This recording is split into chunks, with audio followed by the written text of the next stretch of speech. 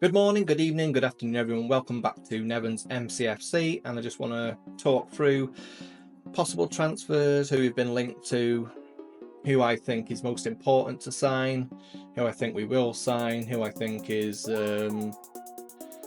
fake news, and just my whole point of view on it all, really. I just want to start by saying Vert, phenomenal player. But it doesn't matter because we've got Rodri. Now, we've got Rodri. Nobody else has got Rodri. Nobody else has got a player that comes close to Rodri. Rodri can do it all. Granted, Rodri had a bad injury, so I don't think he gets back to it. I don't think he gets back to his best before December. I think about Christmas time, that's when you're going to be looking at Rodri getting back to his best. Does that mean he's not going to be good until then? No, it just means that the player we know as Rodri will not be that player until about Christmas. That's just guesswork. I mean, it could be longer. Let's not be fair. An ACL is a big injury.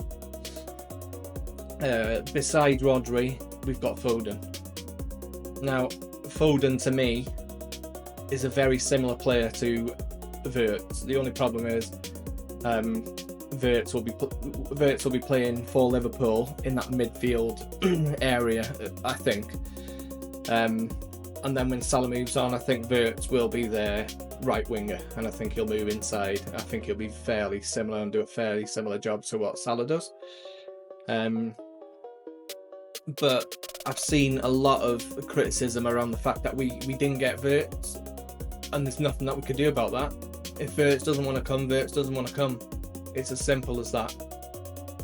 We can't do anything about it. And apparently Liverpool have been working on this since January, or as far back as 2020, according to some reports. And it's understandable because we've had Kevin De Bruyne. And we're not going to go and look for a Kevin De Bruyne replacement while we've got Kevin De Bruyne in the team. Well, not at that stage anyway, not 2020, because Kevin De Bruyne was flying, albeit injured. I can't remember the last time De Bruyne went a full season without getting injured. It doesn't really matter though, does it? Because we won 4 in a row, even with De Bruyne's injuries. What it possibly stopped is us getting Champions League. Right, so we just want to lay out some possible transfers, what we've been linked to, who we've been linked to, etc. And what I think is the most important to sign before other players. So number one on my list, the most transformative player that'll help us be a better side is Reijnders. This guy's been touted to be the Gundogan replacement, but if you look at his style, he can put a through ball through. And that's what we've been missing. Haaland's been missing that through ball, and I think we need that sort of stuff in our team. We need those sort of traits in our team. Reijnders is a perfect player to bring that. I wouldn't say he's an out-and-out Gundogan replacement. I would say he's more of a hybrid Gundogan, Kevin De Bruyne replacement. Box to box, and just a phenomenal passer of the ball. If you go and watch him, you will see. Moving on, Aït-Nouri. We haven't had a proper full-back in this team since Kyle Walker left, and we haven't had a proper left-back in this team since God knows when. I mean, Guardiola does a job there, but he is not an out-and-out full-back, left-back. Mendy was probably the last time that we had an out-and-out left-back that we actually played. I know we had Angelino there. I don't know if that was before or after Mendy, but yeah. Aït-Nouri, I think he will play as more of a left winger than anything. I've seen a lot of people saying that he can't defend. He can defend. I've seen him lock Salah up, so he can defend. It's a myth that he can't defend.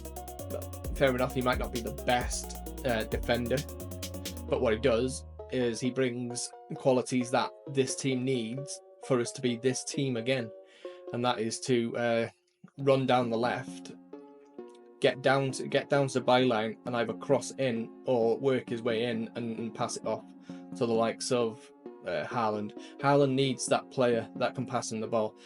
I don't know what it is with Jeremy Doku, but Jeremy Doku just can't seem to find him. I don't know if you've seen the other day, but Doku took it to the byline and fucked it up, and then Haaland was screaming at him. So Aït-Nouri, I think, transforms our team the most as far as like a left back goes. Yeah, so moving on, Cherki. Now this player, it's a phenomenal player.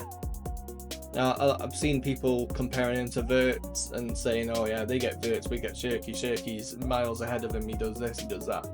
Now let's be fair, they're going to be playing different positions. I know people want Cherki to play in that 10 if we get him, but you think Pep's going to play him there? No way.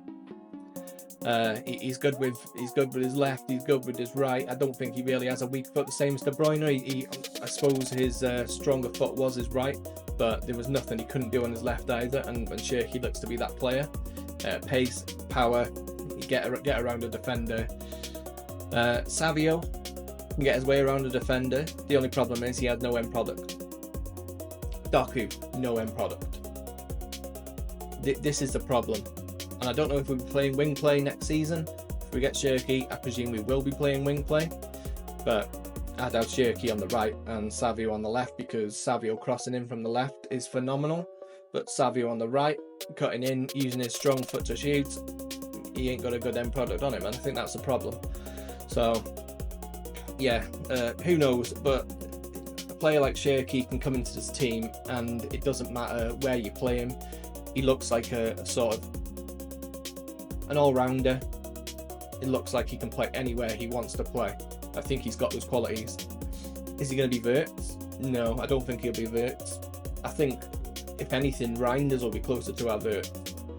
So, yeah, it's all about just topping this team up. Let's be fair, this is an aging squad, and it needs to be done a season and a half ago. They didn't do it. Now they're doing it. Do I think we're going to be instantly good? No, I think these players come in and they take... Well, let's be fair, they take...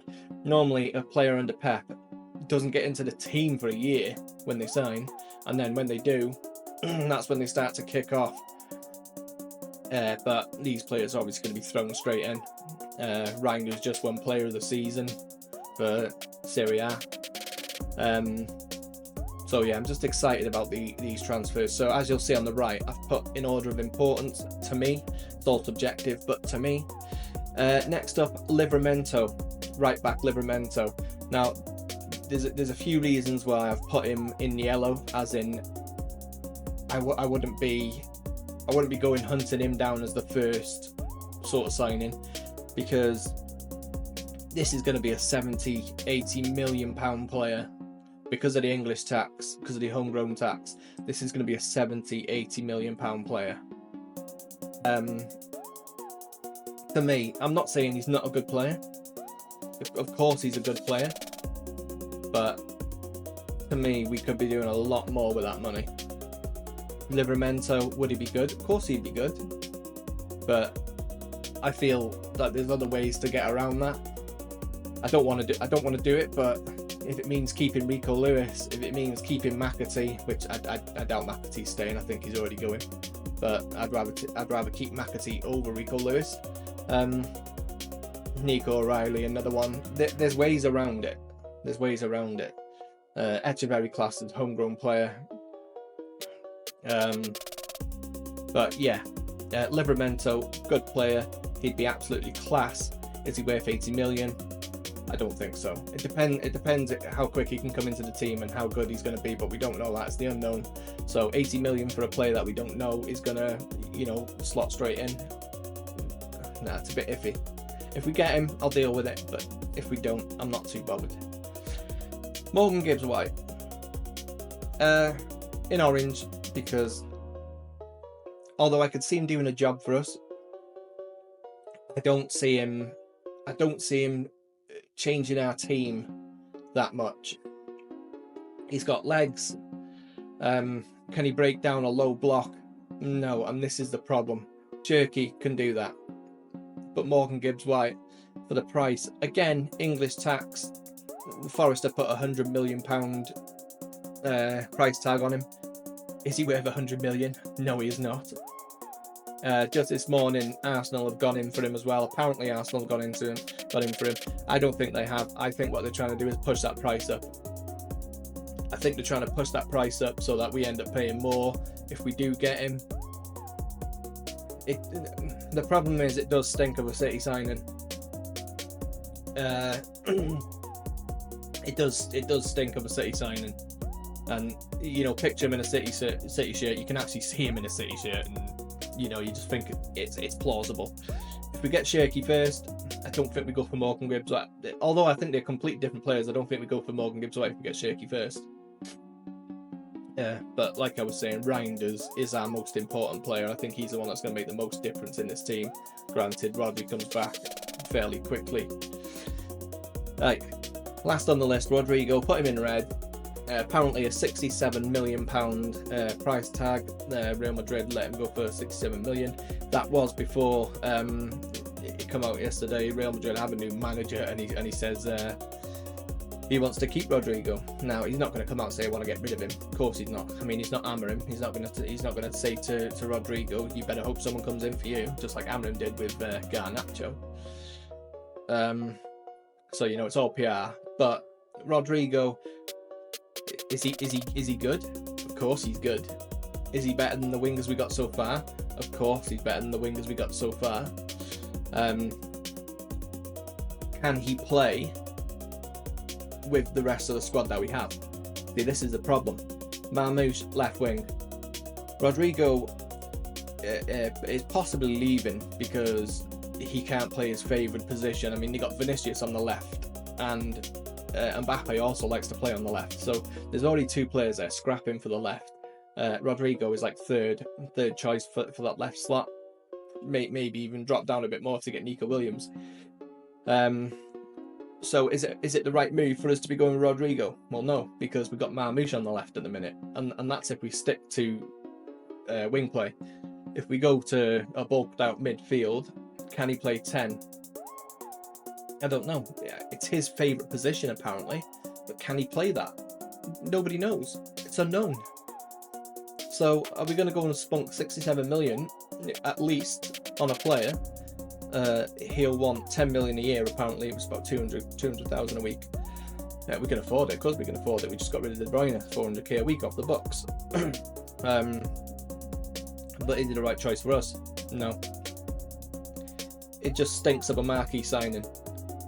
It just stinks of, oh yeah, we've splashed the cash on him just to get the headlines. That's not going to help us out. That is not what we should be doing. So Rodrygo for me is a no. Do I rate him? Yeah, but is he good? Is he good for us? No. It pushes Marmoush to the right, and we don't need Marmoush on the right. Marmoush is much more effective from the left, or second striker just behind Haaland. Now, we're going to ask a player to come in on that sort of money. We're going to spend that much money on him and come in and ask him to play the 10 role. I just don't think it's worth it. As far as other players, I'm not really sure we've been linked with much more players than that, but I'm sure it'll come out soon. I mean, the window's not even open yet, so when it does open, I expect to get at least 2 or 3 of these done, hopefully the greens, before the Club World Cup, so that we can win that competition. That competition is worth 100 million, by the way. So if we make that 100 million, then who knows? That could be a marquee signing. They could get the marquee signing, albeit not Rodrygo for me. Thanks everyone. Make sure you like the video, subscribe, hit that notification bell, follow me on all the socials, and I'll see you next time. Bye bye.